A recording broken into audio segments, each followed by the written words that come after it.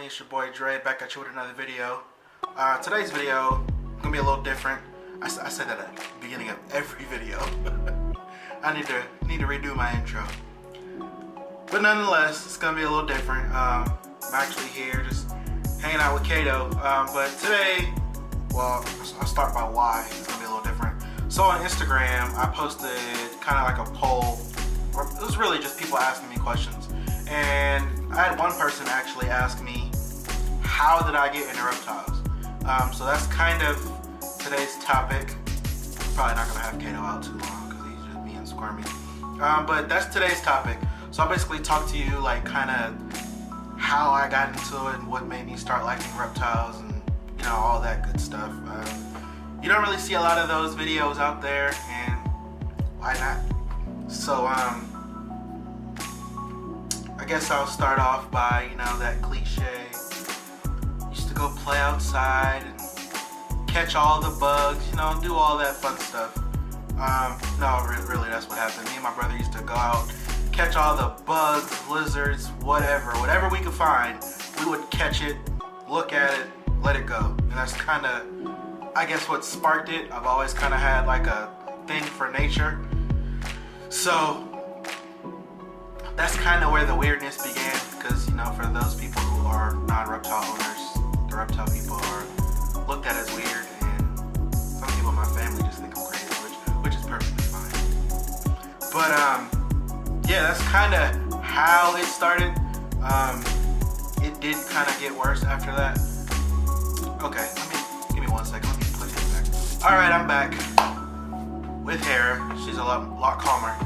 So yeah, like I was saying, me and my brother used to actually play outside a lot as kids, and I mean, we weren't those typical go outside and play sports. I mean, we did go outside and play sports, but we also would go play with bugs.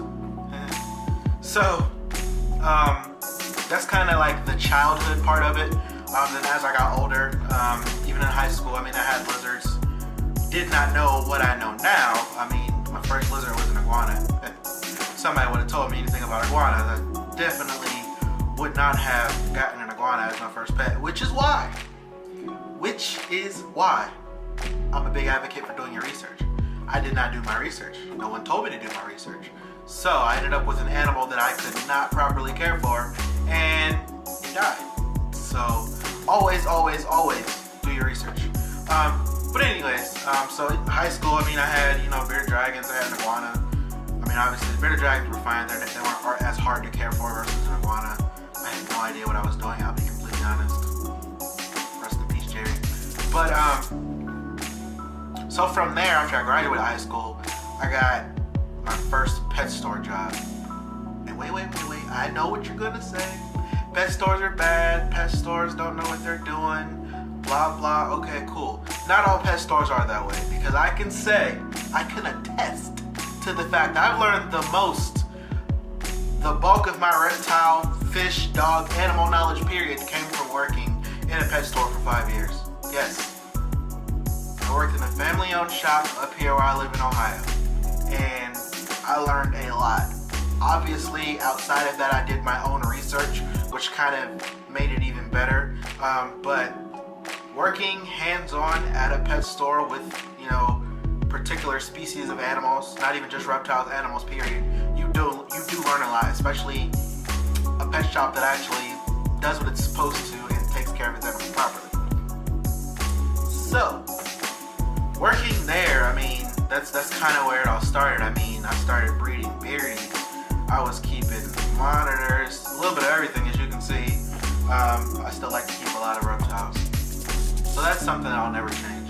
However, keeping reptiles really sparked when I started working at the pet store. So, pet store, not all pet stores are bad, so to each their own. If someone is out there and they say they got it from a pet store, you see a lot of people bashing them for it, like, oh, you're supporting them, whatever. Not everyone's perfect. I mean, there's a lot of people out there who buy from big name breeders, and these big name breeders are just as bad, if not worse, you know, than these pet stores, but I won't say no names. But that's another topic for another day. So, yeah, anyways, working at a pet store, and it kind of just built up from there. And then obviously the more you work with these reptiles, the more you work with these animals, it just kind of, it gets better and better, and you want more and more. Literally, you want more and more. So make sure before you get your first reptile, you are prepared, because nobody can really have just one. They're lying if they say you can, but nobody can. So from there, I worked there for 5 years, a long time, and as you can see, I don't work there anymore, and I'm still kind of into reptiles. Hi, Mom. But so reptiles isn't the only animals that I like. I mean, I have fish tanks as well. I used to actually be in fish tanks heavier than I was into reptiles. I was actually like a cichlid fanatic person. I had like 5 tanks. This is also when I lived in my parents' house. I had like 5 tanks, and I just had all types of cichlids, mostly South Americans. I did have some African. Well, my tank out there in the living room is, well, yeah, my living room is actually African cichlid tank. But needless to say, once you get that first reptile, it doesn't stop. It's hard to stop. So, as some people say, reptiles are my drug of choice. So, that's basically Dre in a quick runaround. That's basically what sparked my interest. You know a little bit about me. Tell me a little bit about you in the comments. I would love to read about you guys. Drop a comment. Make sure you subscribe, like, hit the bell. Make sure you hit that notification bell so you know when I'm uploading. And follow me on Instagram as usual, DW Exotics.